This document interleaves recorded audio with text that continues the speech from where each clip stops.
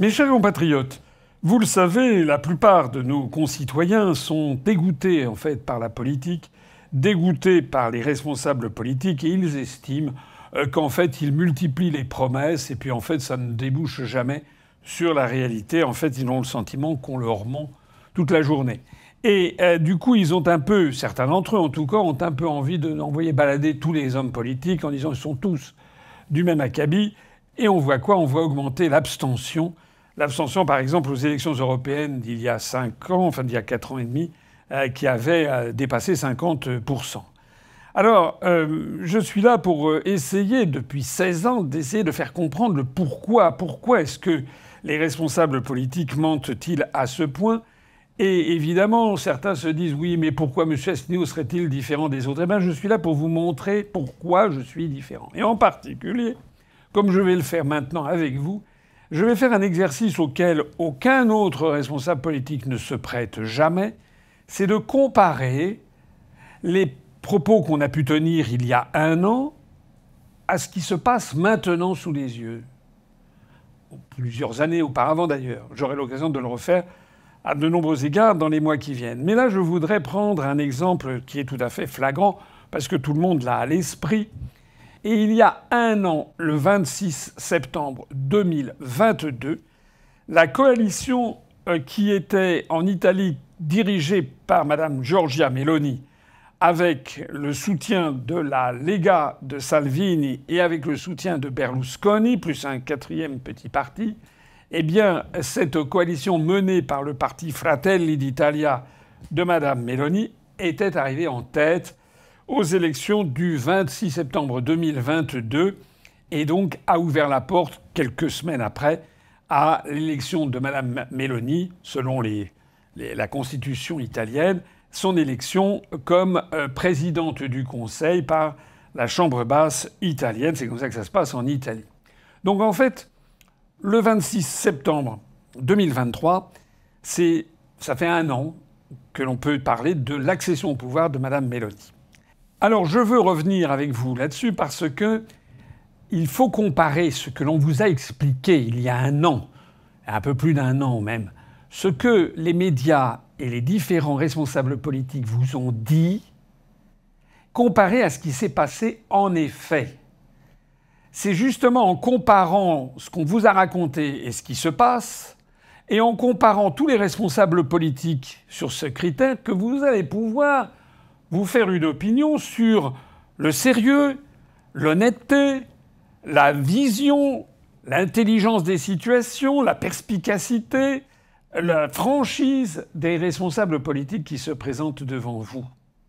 Il y a un peu plus d'1 an, on nous expliquait, notamment la gauche, mais aussi une grande partie de la droite dite républicaine, et en tout cas la majorité présidentielle, qui d'ailleurs n'est qu'une minorité, on nous expliquait que Mme Meloni, c'était le émule de Mussolini.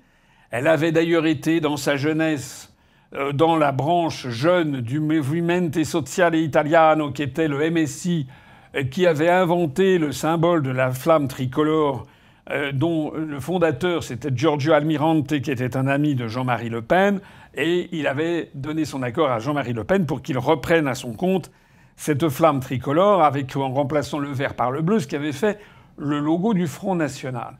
Et donc cette Mme Meloni, qui avait été au mouvement jeune de ce MSI, ensuite avait, après certaines vicissitudes, créé donc ce parti Fratelli d'Italia, qui avait refusé de participer à la coalition de Mario Draghi, le président du Conseil sortant, et qui était présenté comme un mouvement néo-fasciste. C'était aller loin. Toute la gauche française poussait des cris d'horreur à l'idée que Mme Meloni puisse arriver au pouvoir en disant que c'était l'extrême droite qui arrivait au pouvoir. Et puis, on avait même eu cette une assez extraordinaire du journal du Parti communiste français, L'Humanité, regardez-la, qui disait « Les fascistes aux portes du pouvoir à Rome, en Italie ». C'est dans ce contexte-là qu'était arrivée l'élection dont je veux parler du 26 septembre 2022. Et la victoire, d'ailleurs largement annoncée par tous les médias, de Mme Meloni et de sa coalition. Alors, il faut revoir ce qui a été dit par les uns et par les autres. Je ne vais pas m'attarder sur la gauche et sur Renaissance. Je viens de vous en parler. En revanche, je voudrais m'attarder sur ce que l'on appelle le camp souverainiste qui touche à la droite, à l'extrême droite, etc., selon les critères des médias français. Et je voudrais examiner ce qu'ils ont dit à l'époque. Et après, on va comparer avec ce que moi, j'avais dit. Alors, commençons d'abord par Éric Zemmour. Éric Zemmour avait été l'un des premiers à se prononcer sur les réseaux sociaux. Ça a été repris dans un article notamment des Échos du 27 septembre 2022. Éric Zemmour avait dit, je le cite, mais vous le lisez devant vous, « De la Suède à l'Italie, nous vivons ces dernières semaines la deuxième union des droites victorieuse en Europe, dont le ciment est bel et bien la question identitaire. » Notez bien d'ailleurs que M. Zemmour, comme d'habitude, parle de la question identitaire et ne parle jamais de la question de la souveraineté nationale, ou très peu. Et il continue en disant « J'adresse toutes mes félicitations à Mme Meloni et exprime ma joie pour le peuple italien. Un peuple fier et libre qui refuse de mourir. Il y a 4 ans, Giorgia Meloni recueillait 4% des suffrages. Ce soir, elle est en passe de diriger le pays et son parti Fratelli d'Italia de devenir le premier parti du pays à la tête d'une grande coalition de droite. Malgré leur échec en 2018, Mme Meloni et son jeune parti n'ont jamais rien lâché. Sourds aux injonctions à reculer et refusant toute compromission idéologique et politique, voilà 4 années qu'ils mènent de front la bataille culturelle, s'implantent sur tout le territoire et parlent avec toutes les forces de la droite. Et enfin, mais Zemmour concluait évidemment en essayant de s'approprier une partie du succès, parce que chez Reconquête non plus nous ne nous soumettrons pas et parce que nous affirmons déjà comme un contre-pouvoir pleinement engagé dans le combat culturel, alors je le dis, comment ne pas regarder cette victoire comme la preuve que oui, arriver au pouvoir est possible. Voilà. En gros, Zemmour était extatique devant la victoire de Mme Meloni, expliquait que c'est exactement ce qu'il voulait faire, un combat identitaire, sans aucune compromission avec la recherche, la défense de l'identité, et que donc en fait c'était quasiment la marche à suivre pour son mouvement Reconquête. Alors, il n'y a pas que Zemmour chez Reconquête, il y a également Madame Marion Maréchal, qui est l'une des collaboratrices les plus proches de Zemmour, à la tête du mouvement Reconquête, eh bien avait fait part de son extrême satisfaction dans des termes tout aussi élogieux et extatiques que Zemmour. Je lis ce qu'elle avait dit pour la victoire de Meloni. Je lis ce que dit la presse de l'époque. Marion Maréchal a le sourire. La vice-présidente de Reconquête, le parti d'Éric Zemmour, a accueilli avec une satisfaction non dissimulée la victoire de Giorgia Meloni dimanche dernier en Italie. Et on cite donc Marion Maréchal. « J'en suis très heureuse. Nous avons, à travers Meloni, un modèle de volonté qui bénéficie de sa cohérence, de sa clarté et de ses convictions. Surtout, c'est la récompense d'une stratégie. » S'est-elle félicitée sur RTL. C'est bien de Marion Maréchal que l'on parle. Et d'ailleurs, sur les réseaux sociaux, sur Instagram notamment, on voit que Mme Marion Maréchal mettait sa photo avec la dite Giorgia Meloni, voilà, avec comme commentaire « Elle a su tenir bon, elle a su faire l'union. Bravo Giorgia Meloni pour cette victoire historique. Bonne nouvelle pour la défense de notre civilisation. » Rien moins que ça. La défense de notre civilisation. Et puis, jamais 203, il y avait le jeune Stanislas Rigaud, qui est à la tête de Génération Z, et donc à la tête duquel il y a un certain Stanislas Rigaud, que vous avez déjà vu, et qui lui aussi y est allé de son dithyrambe. Il a écrit, je cite toujours le journal Les Échos, « Pour Stanislas Rigaud, président de Génération Z, le mouvement jeune de Reconquête, cette victoire de Fratelli d'Italia est un vrai pied de nez à l'Europe. J'ouvrais les guillemets. Ce soir, les Italiens ont dit non au diktat de Bruxelles, non au remplacement de leur peuple historique, non à l'islam conquérant, Quand un peuple fier se réveille, les idéologues progressistes s'effondrent, l'union des droites et des patriotes a gagné. Bientôt en France, point d'interrogation. Vous voyez que donc dans le discours de l'époque, de M. Zemmour, de Mme Maréchal, de M. Rigaud, il s'agit de faire l'union des droites, l'union des droites, l'union des droites. Ça revient comme un leitmotiv. Et il s'agit de faire un combat de civilisation. Et l'Europe est présumée être une espèce de cheval de Troie de l'islam conquérant. C'est la vision du monde développée par le parti Reconquête. Alors, il n'y a pas que Reconquête qui avait réagi. Il y avait aussi le Rassemblement national. Et voilà comment a réagi Madame Marine Le Pen. Je reprends toujours les Échos. Au Rassemblement national, le discours est à la satisfaction. Et Madame Le Pen dit « Le peuple italien a décidé de reprendre son destin en main en élisant un gouvernement patriote et souverainiste. » On voit d'ailleurs que Madame Le Pen insiste davantage sur l'aspect de la souveraineté et un peu moins sur l'aspect de l'identité, à la différence de Zemmour. Madame Le Pen qui poursuit « Partout en Europe, les patriotes arrivent au pouvoir et avec eux cette Europe des nations que nous appelons de nos vœux. » Donc, à en croire Madame Le Pen, ça y est, c'était fait, on allait avoir l'Europe des nations. Et puis, puisque je parle de Madame Le Pen et du RN, je ne peux pas ne pas parler du président du RN, le jeune Bardella aux dents longues, le jeune Bardella qui s'était fendu d'un tweet que je ne résiste pas au plaisir de vous lire, que vous avez sous vos yeux.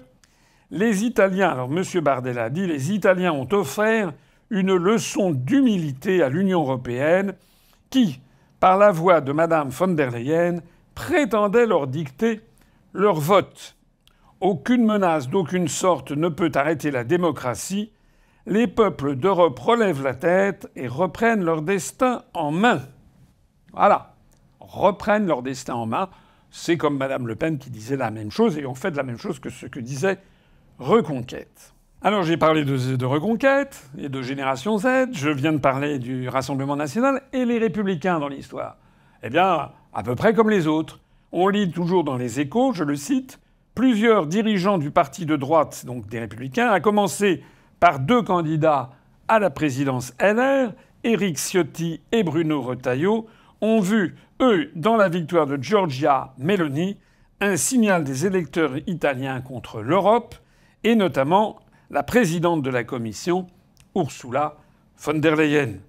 Un positionnement à suivre selon eux. Il faut donc que LR suive le positionnement de Mme Meloni. Et j'ouvre les guillemets, « Seule une politique de civilisation qui défend nos frontières, nos modes de vie, mais aussi nos intérêts, permettra à l'Europe de répondre à l'angoisse existentielle des peuples européens », a estimé Bruno Retailleau. Donc en fait, les Républicains ont fait du plagiat à la fois de Zemmour et du RN en disant qu'il s'agissait de quelque chose contre l'Europe, que c'était la volonté des peuples d'Europe de faire mener un combat de civilisation et de protection des frontières. Vous le voyez comme moi, je n'ai pas la berlue.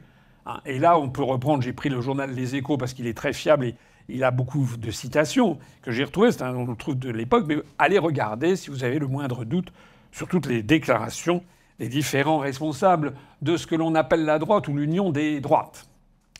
J'ai parlé de Reconquête, j'ai parlé du RN, j'ai parlé de LR. Il faut aussi parler du reste, et notamment de parler, bien sûr, de M. Nicolas Dupont-Aignan. Alors, notre cher Dupont-Aignan et son parti Debout la France, eh bien, on apprend quoi? On voit que pour Nicolas Dupont-Aignan, je cite les journaux de l'époque, ce succès de l'union des droites en Italie, union des droites, je l'ai dit au préalable, il y avait Fratelli d'Italia de Mme Giorgia Meloni, la Lega de M. Salvini, le parti de M. Berlusconi, plus il y avait un 4e petit parti tout à fait anecdotique. Pour Nicolas Dupont-Aignan, ce succès de l'union des droites en Italie est la preuve que l'union peut faire la différence. Il en a profité pour tacler l'actuel président de la République française, et je cite ce qu'a dit Dupont-Aignan, « Bravissima Giorgia Meloni ! Une belle victoire qui récompense la capacité à s'unir. Suivons cet exemple en France pour se débarrasser de l'imposture du macronisme. » Alors déjà, M. Dupont-Aignan, c'est un satisfecit extraordinaire qu'il fait à Mme Mélanie, mais lui, il ne parle ni de la défense de la souveraineté, ni de la défense de l'identité, ni d'un jardin contre l'Europe. Il parle simplement, lui, il a un raisonnement tout à fait politicien. En fait, il s'agit de l'union des droites pour se débarrasser de Macron. Hein, c'est ça. Donc, c'est encore une autre version, mais tout ça pour féliciter Mme Giorgia Meloni.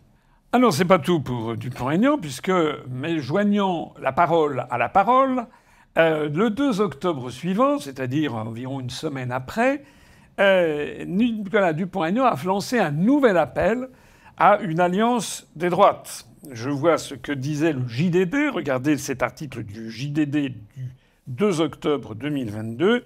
Nicolas Dupont-Aignan a effectué sa rentrée politique depuis son fief de hier.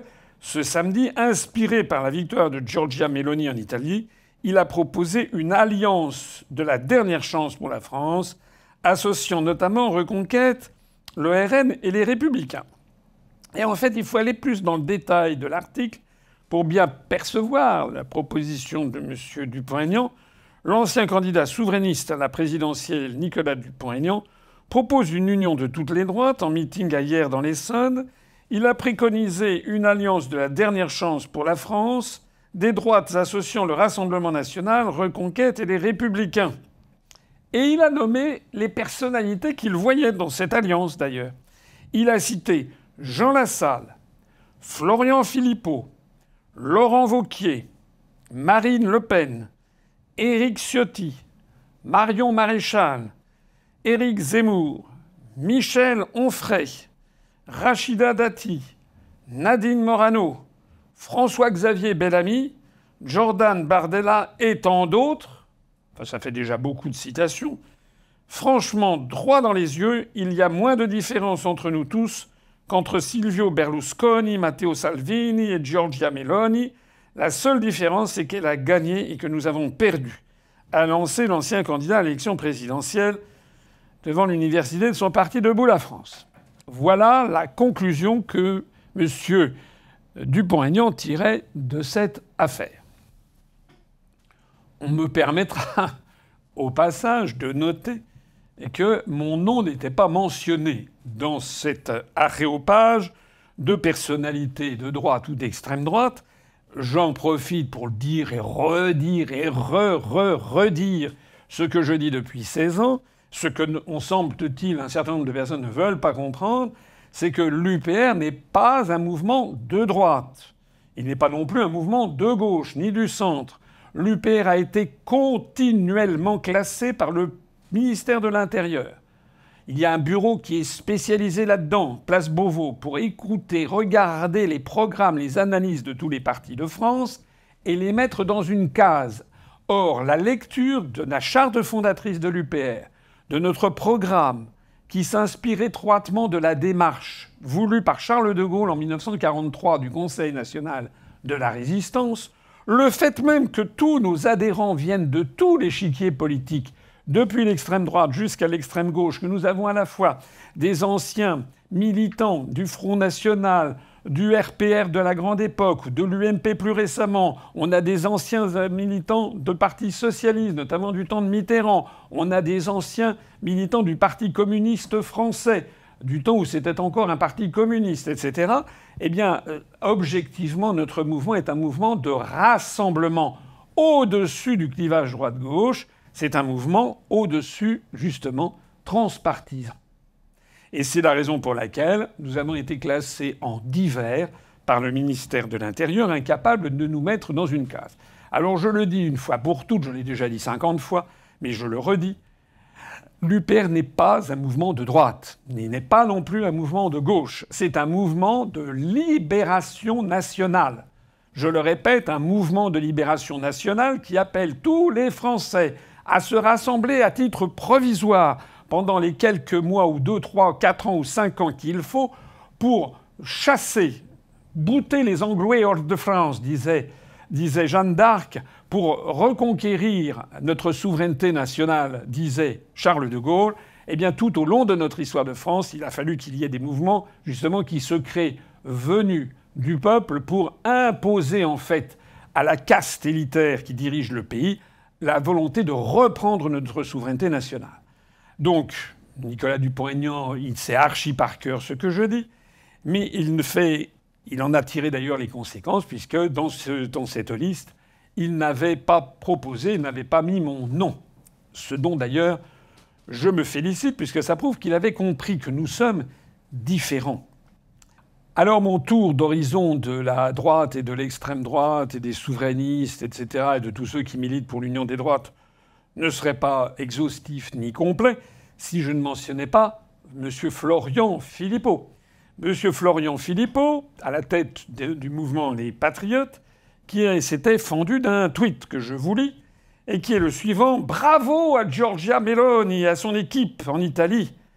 Et bonne chance, Ursula va en faire quelques boutons, tant mieux. » Ça, c'est le style assez fleuri de M. Philippot. Donc, un satisfecit à Giorgia Meloni. Ursula von der Leyen va en faire des boutons, c'est-à-dire c'est une pierre contre l'Europe. Tout ça est parfait.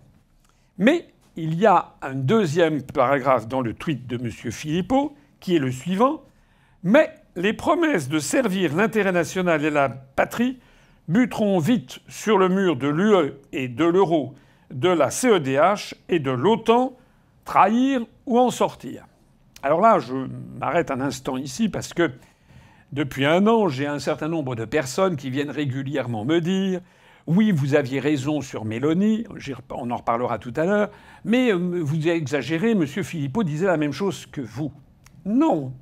Non, non. M. Philippot n'a pas dit la même chose que moi. Parce que, comme nous allons le voir, moi, je n'ai à aucun moment félicité Mme Meloni parce que je sais que c'est en fait une fausse opposition, une opposante contrôlée, délibérée. Et donc, ce serait monsieur Florian Philippot, en disant « Bravo, Giorgia Meloni, etc. » Mme von der Leyen va en faire des boutons. Il accrédite l'idée que Mme Meloni serait, en fait, une opposante, une vraie opposante. Donc il ment. En fait, nous avons du Philippot à l'état natif ici. Philippot, c'est en fait quelqu'un qui fait la même chose que Macron. C'est-à-dire qu'il fait du en même temps. C'est-à-dire qu'avec un tweet comme ça, 6 mois après, si ça s'était bien passé avec Mme Meloni, il aurait pu dire « Vous voyez, je l'avais félicité ». Et si ça s'était mal passé, et c'est ce qui se passe d'ailleurs, il a dit « Vous voyez, je l'avais dit, c'est le paragraphe 1 et le paragraphe 2 ». Ça veut dire quoi? Ça veut dire, ça s'appelle très exactement, je suis désolé de le dire, il y a encore des gens qui vont râler, mais moi je suis là pour dire la vérité. Je ne suis pas là pour tourner autour du pot. Ça veut dire que M. Dupont-Aignan, j'appelle ça exactement une planche pourrie.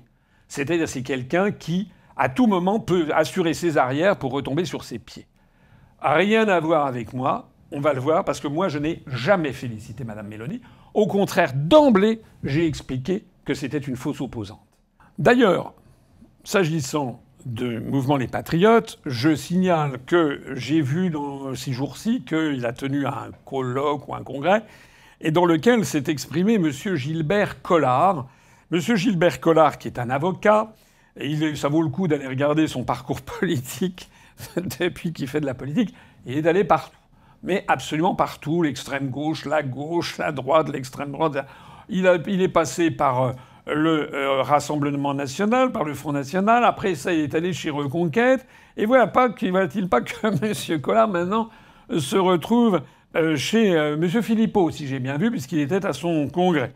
Alors, dans la presse de l'époque, mais c'était il y a un an, Gilbert Collard, le président d'honneur de Reconquête. Alors, je ne sais pas s'il est toujours président d'honneur à Reconquête. En tout cas, il s'est rendu au congrès de M. Philippot. Donc Maître Collard a profité de la victoire de Giorgia Meloni pour tacler ouvertement Ursula von der Leyen, la présidente de la Commission européenne. Je le cite, « La victoire de Giorgia Meloni n'est pas uniquement une affaire italienne, c'est la victoire des peuples libres d'Europe contre la tyrannie des commissaires de Bruxelles. Arrivederci Ursula ». Ça veut dire « au revoir Ursula » en italien. Le moins qu'on puisse dire, c'était encore une fois... Dans l'entourage, maintenant, ce monsieur fait partie de l'entourage proche de Philippot. Encore une fois, c'est une espèce d'immense satisfecit à Mme Meloni, même si, voilà, pour ne pas insulter l'histoire, monsieur Philippot avait mis le petit texte que j'ai décrit tout à l'heure. Voilà. Alors, j'ai terminé ici ce tour de piste des réactions des mouvements dits de l'union des droites sur un événement politique majeur, en effet, qui a été l'arrivée de Mme Giorgia Meloni au pouvoir en Italie, l'Italie est quand même un très grand pays de l'Union européenne, pays fondateur de l'Union européenne, pays membre de l'OTAN, pays fondateur de l'euro, pays qui est la sœur latine de la France. Enfin, c'est un pays membre du G7, donc c'est quand même c'est quasiment une réplique de la France. Je ne terminerai quand même ce tour d'horizon. Je voudrais citer un site Internet qui est un site qui est considéré comme un site d'extrême droite, qui s'appelle Riposte laïque. Regardez avec moi. Petit rappel d'un discours à Rome en 2019 dénonçant l'islam conquérant. Et on ouvre les guillemets. En fait, c'est un discours de Mme Meloni que reprend Riposte laïque. Si vous vous sentez offensé par le crucifix, ce n'est pas ici en Italie que vous devez vivre. Le monde est vaste et il est plein de nations islamiques où vous ne trouverez pas un crucifix parce que les chrétiens y sont persécutés et les églises y sont rasées. Nous nous battrons contre l'islamisation de l'Europe parce que nous n'avons aucune intention de devenir un continent musulman. Fermez les guillemets. Poursuite de l'article de Riposte laïque, qui trouve ce discours formidable et qui le dit. Avec Giorgia Meloni, on ne fait pas dans la langue de bois et les discours alambiqués. Stop à l'invasion et aux compromissions avec l'islam. Le discours identitaire et nationaliste est pleinement assumé. Voilà ce qu'écrivait Riposte laïque lors de la victoire de Mme Meloni et de sa coalition le 26 septembre 2022. Alors maintenant, et moi dans tout ça? Et moi? Eh bien moi, j'avais été invité sur une chaîne de la télévision web qui s'appelle TV Finance. J'ai été invité le 27 septembre 2022, c'est-à-dire le lendemain de la victoire de Mme Meloni. Et qu'est-ce que j'ai dit, moi? J'ai dit, dès le lendemain, quelques heures après la victoire de Mme Meloni, j'ai dit que cette victoire de Mme Meloni était un non-événement.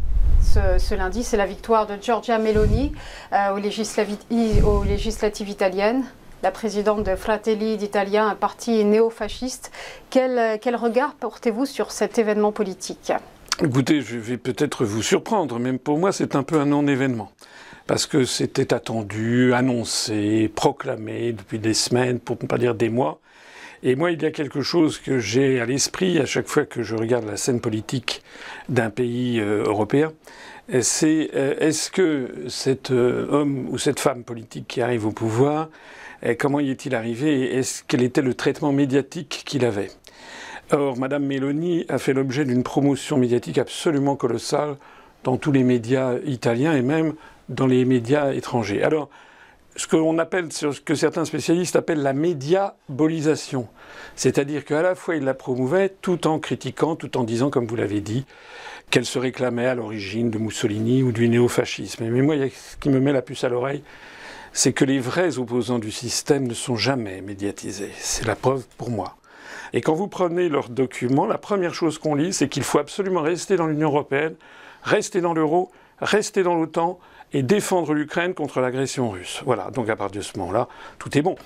Je voudrais signaler à quel point le mouvement politique que j'ai créé se distingue sur la scène politique française des autres. Parce que j'ai vu que Mme Le Pen, M. Bardella, M. Dupont-Aignan, M. Zemmour, M. Philippot, tout le monde s'est félicité comme si c'était un grand jour l'arrivée de Mme Meloni au pouvoir. Alors nous disons non. Nous, ce que nous disons aux Français, c'est les Italiens vont découvrir dans 3 mois ou dans 6 mois que rien n'a changé. Voilà. Et à ce moment-là, rendez-vous dans 6 mois, on verra qui avait raison et qui avait tort. Et on verra à quel point les partis politiques de ce que l'on appelle la droite, etc., toutes les personnalités que je viens de citer, M. Philippot et M. Dupont-Aignan y compris, jouent le jeu qu'attend le système, c'est-à-dire de faire croire aux Français qu'il y aurait une véritable opposition qui, en France, serait celle de Mme Le Pen, et à gauche, Mme Autain, j'ai oublié de la citer, elle a fait le jeu dans miroir, c'est-à-dire que Mme Clémentine Autain de LFI a poussé des cris d'horreur en disant voilà, c'est l'arrivée du néofascisme. Tout ça, c'est un jeu de rôle.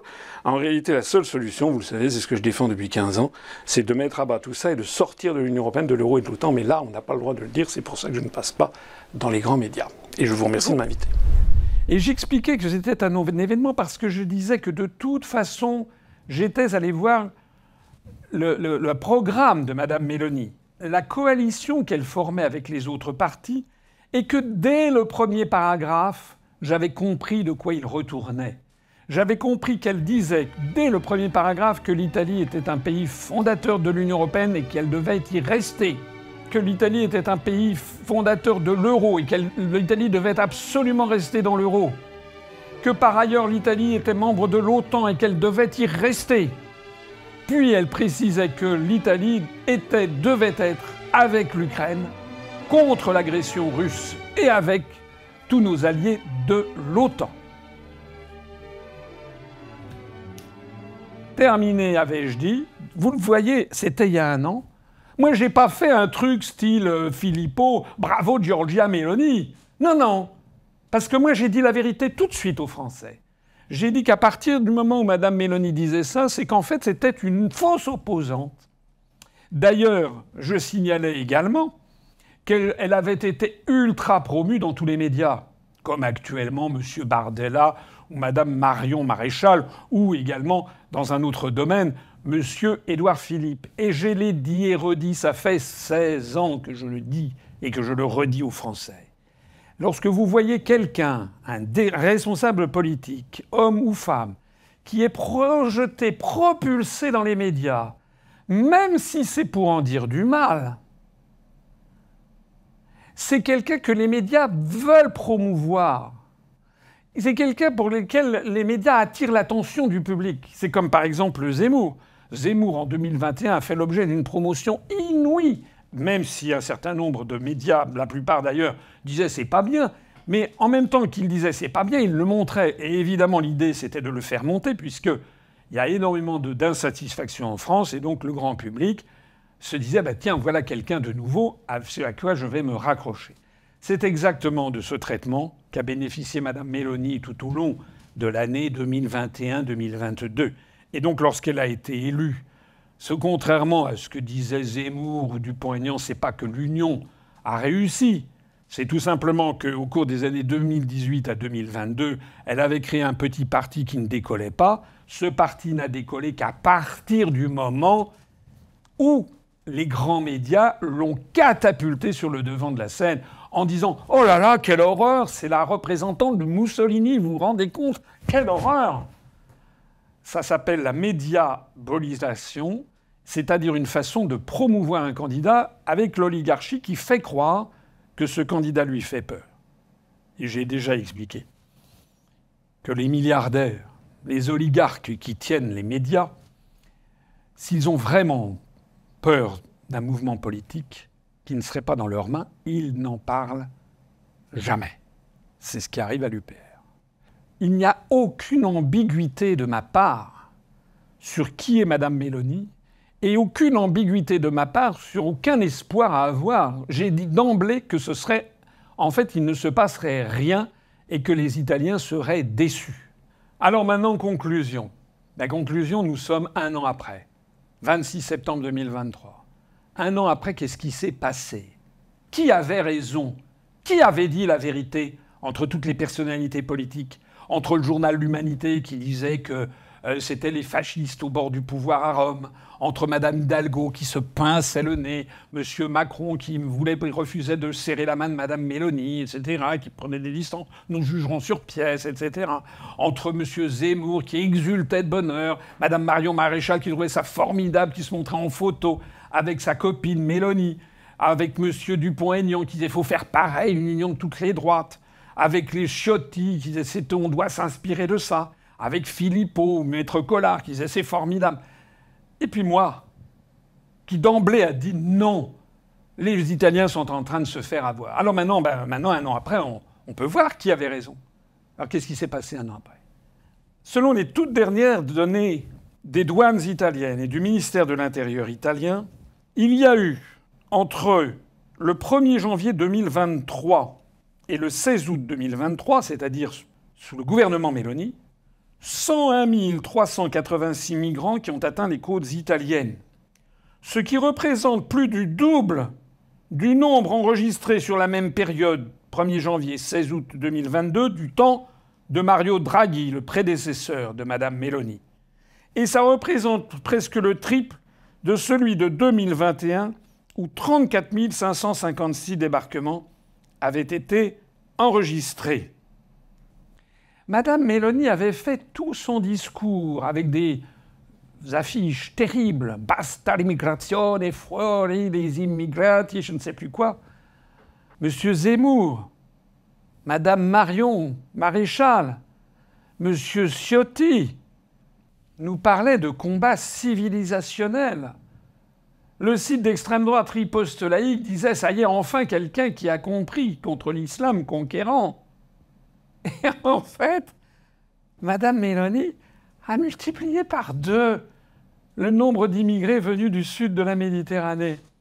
Elle a d'ailleurs, et ça d'ailleurs, on pourrait dire oui, il y a un afflux particulier, mais non. En fait, les migrants qui sont notamment acheminés par le navire Océan Viking financé par SOS Méditerranée, SOS Méditerranée, je l'ai déjà dit 50 fois, financé par George Soros, Open Society, des ONG américaines, mais aussi d'ailleurs des collectivités locales européennes, en particulier le Conseil départemental des Pyrénées-Orientales ou le Conseil départemental du Finistère.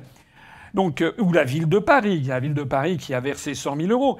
Eh bien, Mme Meloni, elle a laissé ce navire opérer. Et maintenant, ces opérations, qui sont en fait des véritables opérations de passeurs clandestins, eh bien, se font en fait avec le soutien des gardes-côtes italiens, par l'intermédiaire de l'île de Lampedusa, entre l'Italie, la Sicile et les côtes de Tunisie, et puis ensuite le port de Gênes ou le port d'Ancône.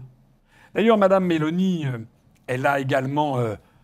elle s'est pliée à toutes les obligations de l'Union européenne ou du G7. J'ai eu l'occasion de le dire, elle est allée au G7 à Hiroshima, et elle était toute petite, elle était là, la nouvelle venue. Évidemment, elle n'avait pas le coffre, l'assurance, la connaissance des dossiers, ni la légitimité électorale, puisqu'elle s'était fait élire sur le thème qu'il fallait rester dans l'Union européenne, dans l'euro, dans l'OTAN, et combattre la Russie. Donc elle était pieds et poings liés, même électoralement, vis-à-vis de son programme électoral. Eh bien, elle n'a pas pu faire autre chose que de mettre sa signature en bas du compte-rendu du G7 de Hiroshima, où elle a tout accepté de la géopolitique américaine pour taper sur la Russie, taper sur la Chine, taper sur l'Iran, dire des choses désagréables sur les BRICS, militer pour donner des leçons de droits de l'homme à toute la planète, promouvoir les droits des LGBT, promouvoir la cause du genre, la théorie du genre, etc., etc., etc. En fait, elle a tout accepté. Parce qu'elle ne pouvait pas faire autrement, en fait. J'ai déjà expliqué 10 fois, ça sera donc la 11e fois, que Mme Le Pen, M. Bardella, M. Zemmour, Mme Marion Maréchal, M. Dupont-Aignan seraient dans la même situation exactement que Mme Meloni s'ils arrivaient au pouvoir, et donc seraient obligés, parce qu'ils sont dans l'Union européenne, dans l'euro et dans l'OTAN, et parce qu'ils ont pris l'engagement vis-à-vis de leurs électeurs, et que tous les médias leur tomberaient dessus si d'aventure ils voulaient s'en écarter, eh bien tout simplement, ils se retrouveraient dans la même situation. J'ajoute que Mme Meloni s'est rendue à participer au groupe Aspen, c'est-à-dire un de ces think tanks transatlantiques que l'on trouve aux États-Unis d'Amérique, qui en fait qui accompagnent la vassalisation, la colonisation de l'Europe par les États-Unis d'Amérique. D'ailleurs, ça ne concerne pas que l'immigration, j'ai montré le bilan. On a appris ces jours-ci que l'Italie est en train d'adopter une politique budgétaire absolument féroce, en taillant dans toutes les dépenses budgétaires, à la demande de la Banque centrale européenne, puisque l'Italie veut rester dans l'euro, mais aussi à la demande de la Commission européenne. Et donc toutes les promesses, c'est extraordinaire, toutes les promesses faites par Mme Meloni, que ce soit sur l'immigration, que ce soit sur le niveau de vie, que ce soit sur la relance du public, des dépenses publiques, que ce soit sur l'intervention de l'État dans tel ou tel domaine, par exemple en matière sociale, les hôpitaux, les écoles, les services publics, les travaux publics, etc. Tout ça est passé à la trappe. Alors voilà, Ben maintenant, c'est à vous de décider. À vous de savoir, au fait, qui est-ce qui, il y a un an, s'est moqué de vous? Qui est-ce qui vous a fait croire quelque chose qui n'existait pas? Tous ceux que j'ai montrés vous ont menti. Tous. Quel est le seul qui vous a dit la vérité? D'emblée. Sans équivoque. Sans un truc, oui, bravo, mais il va falloir... Non, non, non, non. Tout de suite, j'ai dit, parce que je dis la vérité, tout de suite, je vous ai dit, Madame Meloni, c'est en fait une fausse opposante. Comme je vous dis, je l'ai dit, je le redis, M. Zemmour, Mme Le Pen, M. Bardella sont des faux opposants. Alors, je ne sais plus maintenant ce qu'il faut faire. Il faut que les Français se regardent dans la glace. C'est à vous de regarder. La France est dans une situation quand même extraordinaire. Vous avez devant vous un responsable politique, c'est moi. Depuis 16 ans et demi, je vous dis la vérité. Depuis 16 ans et demi, tout ce que j'ai dit s'est révélé exact. Je mets au défi quiconque de trouver sur un seul sujet, c'est quand même extraordinaire, un seul sujet en 16 ans et demi, quelqu'un qui vous ait dit à ce point la vérité sur tous les sujets, quoi qu'il lui en coûte. Parce que je vois bien des trolls qui arrivent sur mon compte, il y en a de moins en moins. Parce que les gens quand même réfléchissent. Mais je vois encore des trolls, des Zemmouriens, des Le Penistes, des Bardelloniens, etc. Tous ces gens qui viennent dire « Ah, mais c'est parce qu'il est jaloux. » Mais jaloux? Je suis jaloux? Ou non, c'est parce qu'il n'arrive pas, monsieur 1%, regardez, vous êtes ridicule. Mais les gens qui me reprochent d'avoir fait 1%, est-ce qu'ils se rendent compte de ce qu'ils disent?